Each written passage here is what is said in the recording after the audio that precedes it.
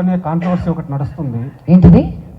Fun month అని controversy ఒకటి నడుస్తుంది. మన మనోజ్ గారు కూడా దాని మీద పెద్ద ఫైట్ చేస్తున్నారు.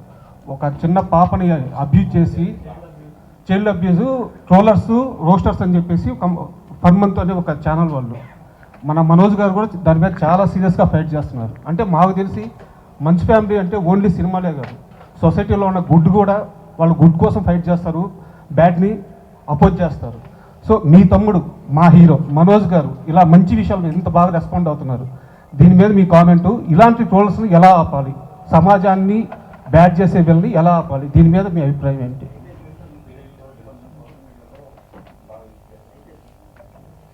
అండి, నాకు బాధ వేస్తుంది ఫస్ట్ అండ్ ఫార్మోస్ట్. ఇంత నెగటివిటీతో కూడా ఉన్నారా అని. బట్ ఐ ఆల్సో ఫీల్ వాళ్ళకి రోటీ కప్డా మఖాన్ ఈ మూడు ఉంటే వాళ్ళు ఇలా చెయ్యరేమో అని. యూట్యూబ్లో తమ్నెయిల్స్ చూసి మా అమ్మ నాకే ఫోన్ చేసి, నువ్వేంటి నేను ఇక్కడ ఇలా చేసావంట కదా అని. అమ్మే, నేను నీ దగ్గరే ఉన్నాను కదే. అవును కదా, కానీ ఇలా ఎందుకు రాశారు? ఐ సెడ్ ఫస్ట్ నువ్వు చూడడం మానే. బట్ చూడడం మానేయడం కుదరదు, స్ట్రిక్ట్ యాక్షన్స్ తీసుకోవాలి. Because this is still a new medium. అందరూ నేర్చుకుంటున్నారు. అందరూ ఎంత సెన్సేషనల్గా పెడితే, లక్ష్మీ మంచు స్లాపింగ్ సంబడి అని ఉంది యూట్యూబ్లో, అది మీరు క్లిక్ చేస్తే నేను మేజర్ చంద్రకాంత్కి క్లాప్ కొడుతున్నాను. దానికి స్లాప్కి క్లాప్కి తేడా తెలియని వాళ్ళతోటి డిస్కషన్ ఎలా చేయాలండి. చైల్డ్ అబ్యూస్ చేసిన వాళ్ళని అడ్డంగా నరకాలని నా ఉద్దేశం, నడి రోడ్డు మీద నరకాలని నా ఉద్దేశం. 1.3 బిలియన్ పీపుల్ పైగా ఉన్న మనమే సెల్ఫ్ గవర్నింగ్ చేస్తున్నామండి.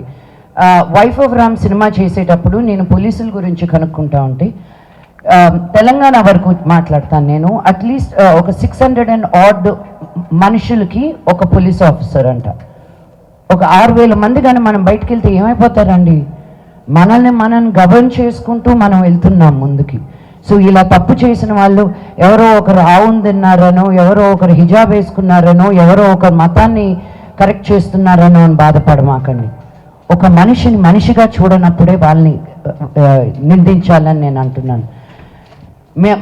మా గురించి ఎందుకు ట్రోల్స్ వస్తాయి, ఎందుకు ఇవి వస్తాయంటే ఉన్నది ఉన్నట్టు మాట్లాడతాం కాబట్టి. మాకు పొలిటికల్గా ఉండడం రాదు. మా నాన్న ఎప్పుడు అన్నారు, ఏదైనా అన్యాయం జరుగుతుంటే ముందుకెళ్ళి ఫైట్ చేయండి అని. మమ్మల్ని చూసి ఇంకో 100 మంది వస్తారని. ఎవరో ఇంట్లో కూర్చొని వాళ్ళ టైప్ కొట్టుకునే వాళ్ళ గురించి నేను ఆలోచించడం కరెక్ట్ కాదు. సో మనోజ్ ఏది చేసినా ఆలోచించి, ఎంత ఎమోషనల్గా ఇంపల్సివ్గా ఉన్నా కూడాను ముందుకొచ్చి ఫైట్ చేస్తే ఒక ధైర్యం అని వస్తుంది నార్మల్ మనుషులకు కూడా. అందుకే నాకున్న ఈ ప్లాట్ఫామ్, ఈ వాయిస్ని నేను తక్కువ అంచనాగా చేయను. ఈరోజు 33 స్కూల్స్ ఓపెన్ చేసాం మేము యాదగిరిగుట్టలో. ఈ 2022 నుంచి ఇప్పటి వరకు 84 గవర్నమెంట్ స్కూల్స్లో స్మార్ట్ క్లాస్ రూమ్స్ పెట్టాం. అక్కడికి ఎందుకు వెళ్ళి పెడుతున్నారండి, ఇక్కడ పెడితే మీకు ఇంకా ఎక్కువ మీడియా కవరేజ్ ఉంటుంది కదా అని. నేను మీడియా కవరేజ్ గురించి ఆలోచిస్తే యాదగిరిగుట్ట దాకా నేను వెళ్ళి చెయ్యాలా? నాకు బలహీన వర్గాలకి హెల్ప్ చేయాలంటే నాకు ఇష్టం. మా నాన్నకి నాకు ఒకటి తేడా, ఆయన గవర్నమెంట్ స్కూల్కి వెళ్ళారు, నేను ప్రైవేట్ స్కూల్కి వెళ్ళాను.